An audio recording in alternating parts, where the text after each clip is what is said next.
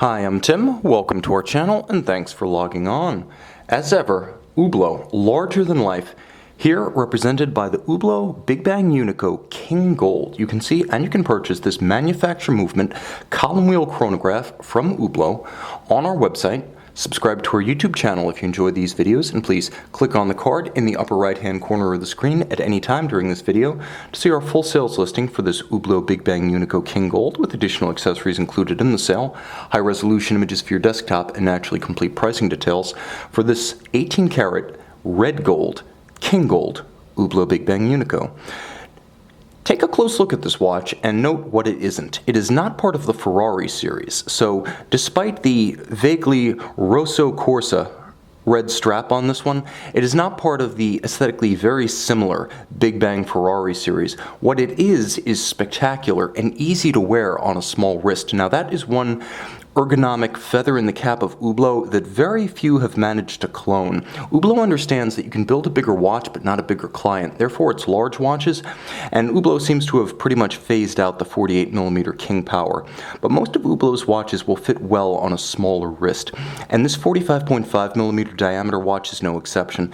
Now that 45.5 might be an academic measurement because you might be able to find a diagonal across the round of the case that measures 45.5, but you can see with crown guards, winglets, crown, and chronograph pushers, the watch wears more like a 46 or a 47.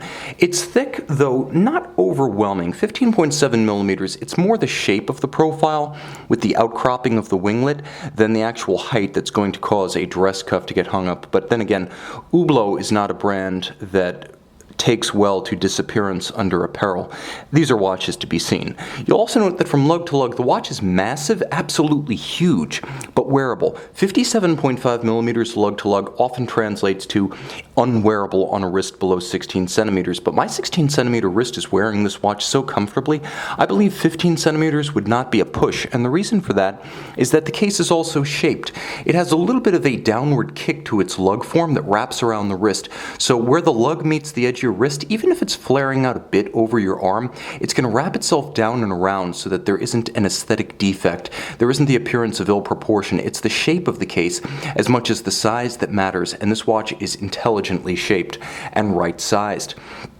The size is nightmare scale, however, so you have to be happy with the oversized watch look, and in red gold, you're never going to disappear in a crowd, so this isn't for the bashful or the shrinking violets. You will note that it features an Hublot vulcanized rubber strap, rubber top and bottom, supple on the wrist, nicely formed and contoured to match the swell of the lugs, using Hublot's signature seatbelt buckle or automotive-inspired quick-release system. If you want to dress the watch up in leather, you can do that with an Hublot accessory strap. Dress it up in leather, and all of a sudden it becomes a dinner watch.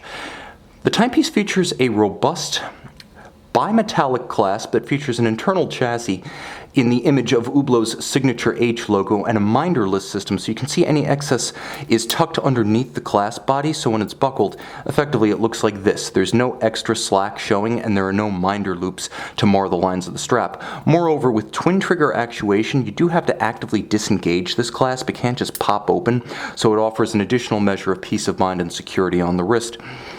The timepiece features the machine brought from the inside out sensibility that is characteristic of Hublot watches. It looks almost like a large machine, the scaffolding of a building, something immense, thoroughly engineered and complex, but only half finished. It's almost like it shows you its bones, its endoskeleton, if you will. It's a combination of materials, as you can see, the resin gasket for the bezel, composite inserts, polymer, of course, rose gold, and it does feature an inner case of titanium. So if you're wondering why the underside of the lug says titanium, it's because the actual vessel holding the Unico caliber inside the gold case is made of just that. You'll also note that there is sapphire and titanium bezel bolts in Hublot's signature H pattern fixing the bezel to the case. We can get a little closer now that the watch isn't on the wrist, and you'll note that there are a couple of sapphires on this dial. The first one, of course, is the cover on which the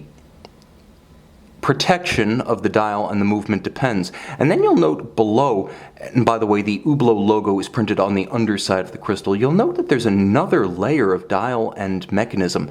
A completely open dial with free-floating indices as well as numerals. The watch does have a beautiful luminescent presence at night, so there will be a lume shot at the end of this video. But you see the dial, and it is quite easy to discern in spite of the open-worked architecture that makes the caliber 1242 Unico in-house movement the star of the show. This works well because the Unico is essentially built upside down, with most of the features like the column wheel and the chronograph drivetrain usually featured on the case back, featured on the dial side of the Unico. And you can see as I cycle the chronograph, the column wheel interacts with the levers and horns of the mechanism, and you'll note the clutch, the lateral clutch, moving into and out of contact with the chronograph center wheel. So it really allows you to have the benefit of a display case back on the front side of your watch, so you can enjoy the movement and show it off without having to remove the watch from the security of your wrist. And what you'll also notice that there is a very discrete date window hidden within the chronograph minutes sub-register at 3 o'clock. It's there, and yes, it features a quick set mechanism, but it's designed to play with a low profile so as not to mar the overall balance of the dial, though you will note the skeletonized register for the months running around the circumference of the dial underneath the hour track. Now turn the watch over and you can see the crown, which is a screw-down unit. The chronograph pushers, however, are not. Nevertheless, the watch achieves 100-meter water resistance. Let's see if we can improve the focus just a little bit here.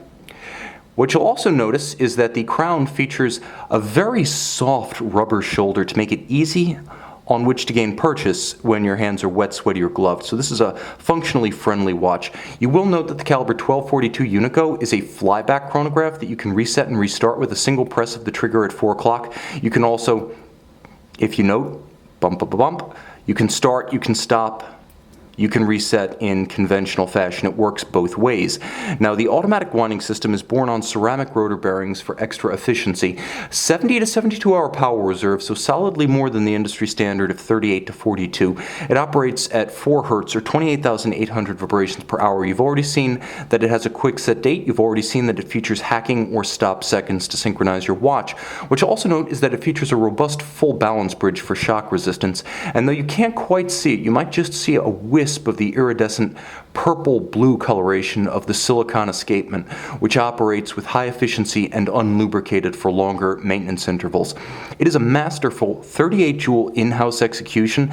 It features the column wheel functionality and a lateral clutch because, frankly, that is the combination that is most interesting to the eye and satisfying to the finger. Why eschew the vertical clutch? Because it's an invisible mechanism, and this watch, of course, since we're going to get real close to the dial right here, features the visible lateral clutch.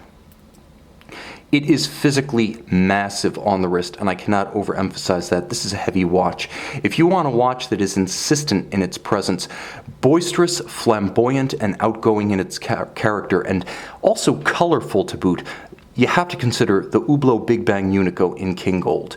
You can see it, and you can take it home on our website. And we're back with the Hublot Big Bang Unico King Gold. You can't see the red gold by night, but you can see the soft green glow of the superluminova. You might even argue that the watch is at its most legible at night. You can see it by the light of day on our website.